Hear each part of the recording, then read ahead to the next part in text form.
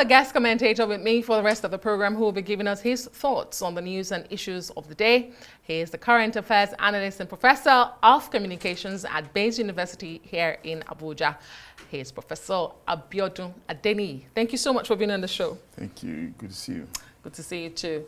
It looks like every new week there's a new issue to talk about in Nigeria. Issues that you wonder what exactly is going on. Today we woke up to the news that the NLC president had been arrested on his way to London. Was arrested at the airport. We're not quite sure who did the arrest in the first place, but we've now been told by his comrades and his lawyer, Femi Falana, Senior Advocate of Nigeria, that it's the DSS and he's with the DSS. We also heard the news about the raiding of SERAP office in Lagos. How does that come to you?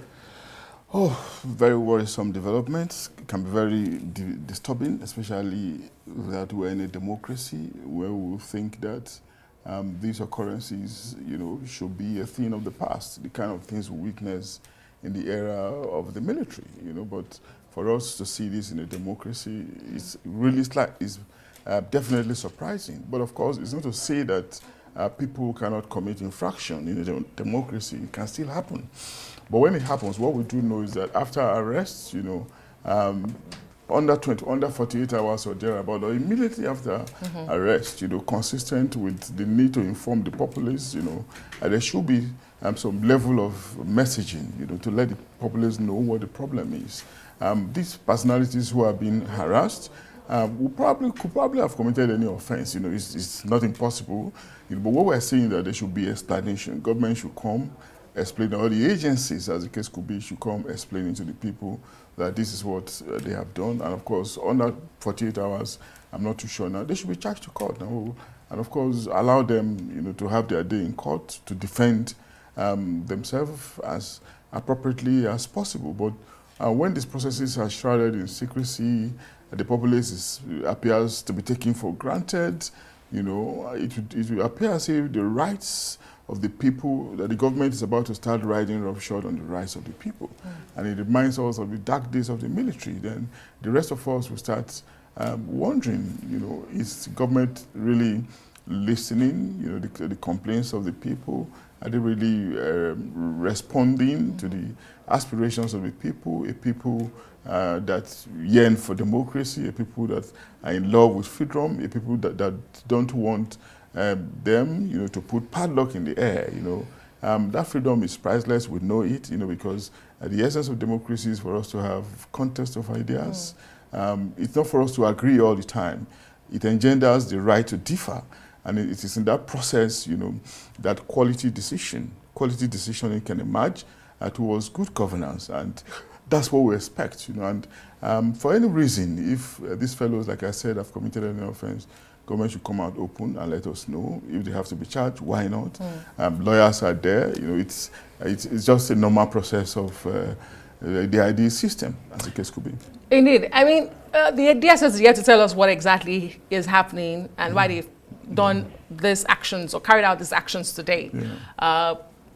Be it Labour Union leader, Ajero, or the SERAP office. But we do know that SERAP has been one of the civil society organizations that has been in the news. I mean, it has a lot of cases against government. It's usually speaking up against repressive and, unexplainable spendings of government. It's always been about accountability and transparency. Even recently, they had asked or given an ultimatum to the president to ensure transparency in many dealings in the country. But I mean, how would you describe the response of the government? And I'm glad that you are a professor of communication. A lot of people will say this looks bad for the administration of President Bola Tinubu, who himself has been known to fight for repressive governments in the past. How are you able to juxtapose what we are seeing now and the person of Bola Tinubu, who is the president at this time? Very difficult to reconcile, really, but we also need to understand that sometimes government may be in a situation where they are privy to some information they were not privy to.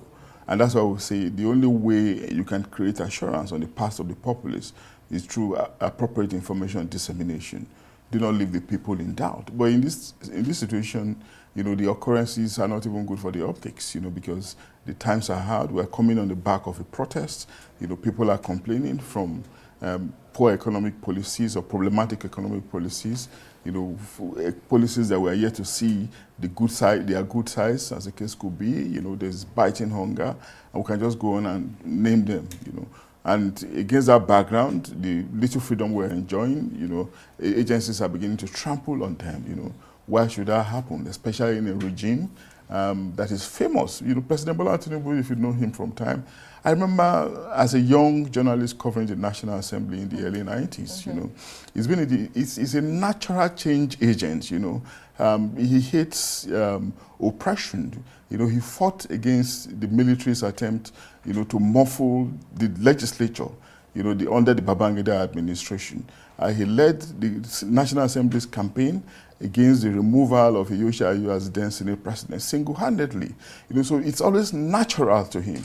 And he was consistent up to the time he became president in that regard. And now that he's president, you expect that his leadership will be one that will engender freedom. And if agencies are doing things that he's probably not aware of, the onus is on him to rein in on them and to get them to retrace their steps. For now, the presidency is huge. It's a very powerful office, no doubt. We know that naturally.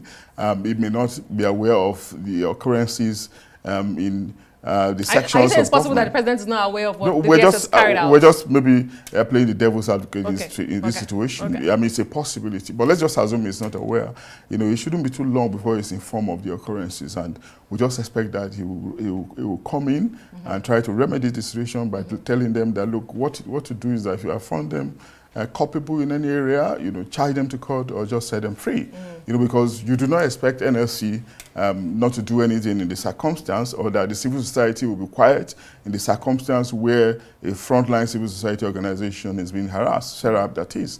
They've done so well in many years, and a lot of people are proud of them because we do not want a society that is muffled, where no one will be able to talk, you know, where processes that are being badgered, you know, is being muffled, as the case could be, like I said earlier, anyway. Well, we'll wait to see, and we'll keep an eye on the developments as they unfold here on Arise News. Thank you so much, Professor Abiodun Adeniyi, Professor of Communications at Bayes University Abuja, and Arise News analyst, political commentator.